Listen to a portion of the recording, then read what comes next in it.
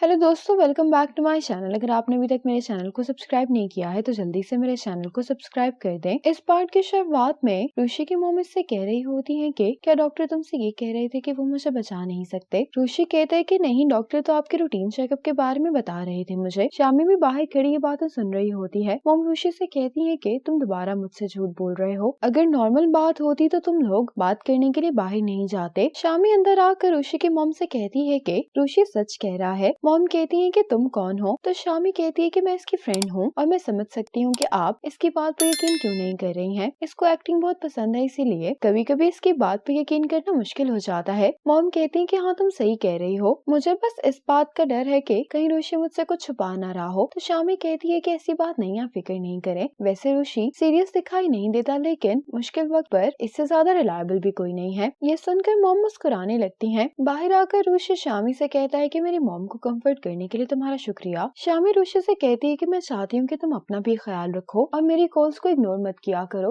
मैं जानती हूँ कि तुम मसरूफ हो, लेकिन जब तुम इस तरह से मेरी कॉल्स इग्नोर करते हो तो मैं बहुत परेशान हो जाती हूँ। शामी कहती है कि जब मैंने तुम्हारे घर को खाली देखा तो मैं बहुत डर गई थी कि शायद मैं कभी भी तुम्हें दोबारा अब नहीं देख पाऊंगी। ऋषि शामी से कहता है कि तुम मुझे माफ कर दो, मेरी गलती है। शामी कहती है कि तुम अब कहाँ पर रह रहे हो, तो ऋषि उसको बताता है कि मैं अपने ग्रैंड पेरेंट्स के घर पर रह रहा हूँ। शामी जैसे ही वापस घर आती तो ये अपनी मॉम से रोते हुए कहती है कि क्या आप किसी अच्छे कार्डियोलॉजिस्ट को जानती हैं। मम्मी परेशान हो जाती है, उससे पूछती है कि हुआ क्या है। शामी बताती है कि ऋषि की मॉम को हार्ट ट्रांसप्लांट की जरूरत है। मैं उसकी मदद करना चाहती हूँ, लेकिन मुझे नहीं मालूम कि मैं उसकी मदद कैसे करूँ। शामी की मॉम उसको हक करते हैं, उससे कहती है कि तुम रो नहीं, मैं कुछ करती हूँ। मॉम शामी से कहती है कि तुम्हारे डैड के एक दोस्त बीजिंग में डॉक्टर है, उन्होंने वादा किया है कि वो ऋषि की मॉम के लिए डोनर ढूंढने में हमारी मदद करेंगे। ये सुनकर शामी खुश हो जाती है। मॉम इसको कहती है कि ये पैसे हमने तुम्हारे लिए सेव किए थे, इसलिए इससे तुम अपने दोस्त की मदद कर सकती हो। शामी अपनी मॉम को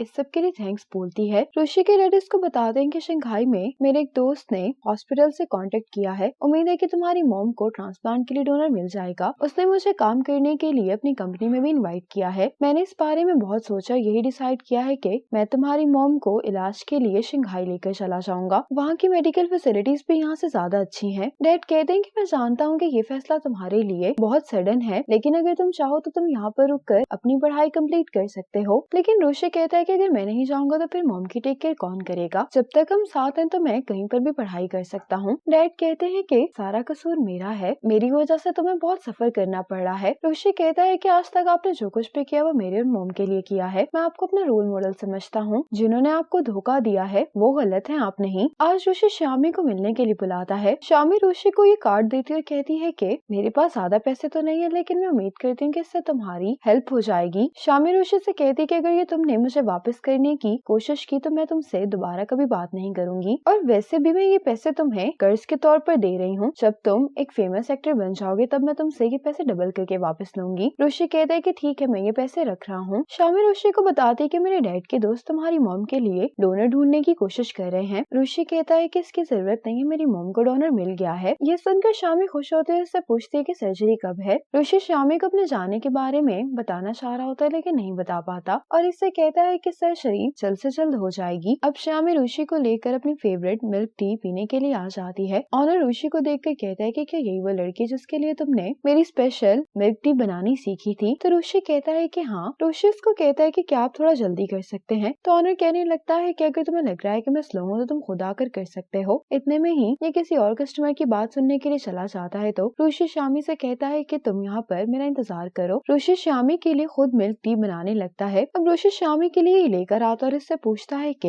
ये कैसी बनी है। तो शामी कहती है कि ये वाकई में बहुत मजे की है। ऋषि पे करने वाला होता है, लेकिन शामी जल्दी से पैसे दे देती है और कहती है कि सिर्फ मिल्क टी पिलाकर तुम मुझसे सॉरी नहीं मांग सकते। लेकिन ऑनर कहता है कि ये मिल्क टी मेरी तरफ से तुम लोग गिफ्ट समझ लो और दोबारा यहाँ पर जरूर आना। शामी को यहाँ से टोफू की स्मेल आती तो कहती है कि मेरा ये खाने का दिल कर रहा है। ऋषि कहता है कि ठीक है, मैं तुम्हारे लिए ले आता हूँ। लेकिन शामी कहती है कि तुम मेरा यहीं पर इंतजार करो, मैं अभी आती हूँ। जैसे ही शामी यहाँ से जाती तो ऋषि ये बैंक कार्ड शामी के बैग में रख देता है। अब ये दोनों जब टोफू खा रहे होते हैं तो ऋषि शामी से कहता है कि क्या तुम आज का दिन मेरे साथ स्पेंड कर सकती हो। तो शामी कहती है कि हाँ, आज मैं फ्री हूँ। ऋषि कहता है कि कैसी जगह है जहाँ पे मैं तुम्हें बहुत टाइम से लेकर जाना चाहता हूँ। ऋषि जब शामी को यहाँ पर ले आता है तो शामी से पूछती है कि तुमने कब डिसाइड किया था कि तुम मुझे यहाँ पर लेकर आओगे। ऋषि कहता है कि जिस दिन मैंने पहली दफा इस जगह को देखा था तब शामी रुशी से कहने लगती है कि तुम यकीन रखो, तुम्हारी मॉम बिल्कुल ठीक हो जाएंगी। तुमने ही मुझसे कहा था कि फेथ की पावर बहुत ताकतवर होती है, जब तक हमें यकीन है हमारी विश जरूर पूरी होगी। रुशी कहता है कि हाँ, सब ठीक हो जाएगा। अब शामी इस वॉल को देख रही होती है तो रुशी कहता है कि तुम यहाँ पर फोटो लेना चाहती हो। शामी कहती है लेकिन हम दोनों की फोटो यहाँ पर कौन लेगा। रुशी जल्दी से जाकर किसी को यहाँ पर ले आता है जो कि इन दोनों की यहाँ पर फोटोज खींचता है। रुशी और शामी जब अपनी फोटोज देख रहे होते हैं तो शामी कहती है कि अब से हम हर साल यहाँ पर फोटोज दिया करेंगे। ये सुनकर रुशी अपसेट हो जाता है लेकिन शामी के सामने कहता है कि ठीक है। अब रुशी शामी को इसके घर छोड़ने के लिए आता है। शामी वापस जाना नहीं चाह रही होती। रुशी से कहती है कि क्या तुम थोड़ी देर के लिए यहाँ पर मेरे साथ वॉक कर सकते हो। तो रुशी कहता है कि ठीक है। कुछ देर और ये दोनों यहाँ पर वॉक करते रहते हैं। घर वापस आने के बाद शामी जब अपना होमवर्क कर रही होती है तो ये अपने बैग में कार्ड को देखकर हैरान हो जाती है और रुशी को मैसेज करती है कि तुमने बैंक कार्ड क्यों वापस किया। रुशी शामी को मैसेज करके सॉरी कहता है और इसे बता देता है कि मैंने और डैड ने डिसाइड किया है कि हम मॉम को ट्रीटमेंट के लिए शंघाई लेकर जा रहे हैं। जब मॉम ठीक हो जाएंगी तो मैं तुम्हारे पास वापस आ जाऊंगा और तुम फिक्र नहीं करो, मुझे हमारा वादा याद है। ये मैसेज पढ़कर शामी शॉक हो जाती है। ये जल्दी से रुशी को कॉल करती लेकिन इसने अपना फोन बंद कर दिया होता है। आज रात रुशी जा रहा होता है। शामी भी जल्दी से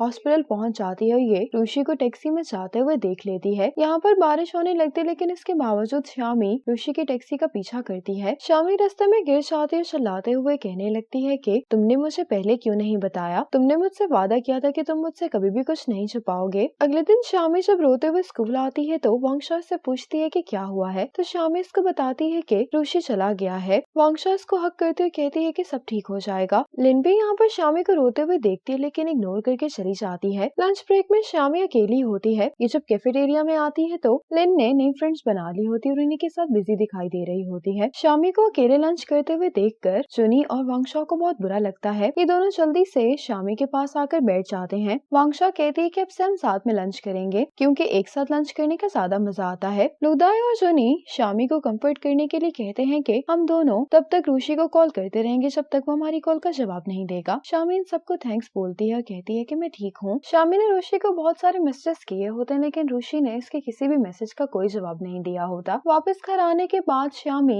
अपनी ग्रुप फोटो देखकर रो रही होती है। एग्जाम्स करीब आ रहे होते हैं तो शामी अपना सारा फोकस स्टडीज की तरफ कर लेती है। आज शामी को फायन की तरफ से लेटर मिलता है। शामी जल्दी से ये लेटर खोलती जिसमें फायन ने लिखा होता है कि तुम मुझे माफ कर दो, मेरे अंदर इतनी हिम्मत नहीं थी कि मैं तुम्हें face to face goodbye कह सकता। मुझे रुशी के बारे में मालूम हो गया है। मैं अपने पेरेंट्स के साथ उसको ढूंढने की अपनी पूरी कोशिश करूंगा। तुम्हें अपसेट होने की जरूरत नहीं है। तुम्हारी रुशी से दोबारा मुलाकात जरूर होगी। स्टडीज की वजह से मैं मसरूफ होता हूँ लेकिन अगर कुछ भी हो तो तुम मेरे लिए मैसेज छोड़ देना। मैं तुम्हारा मैसेज देखते ही तुम्हें कॉल करूंगा। अगर तुम चाहो तो तुम भी मुझे लेटर लिख सकती हो। एड्रेस मैंने एनवलप पर लिख दिया है। शामी फाहन को लेटर लिखना शुरू कर देती है कि तुम्हारा लेटर पढ़कर मुझे बहुत खुशी हुई है। तुम फिक्र नहीं करो, मैं हमारे प्रॉमिस पर कभी भी गिव अप नहीं करूंगी। इसी मोमेंट पर ये एपिसोड खत्म हो जाती है।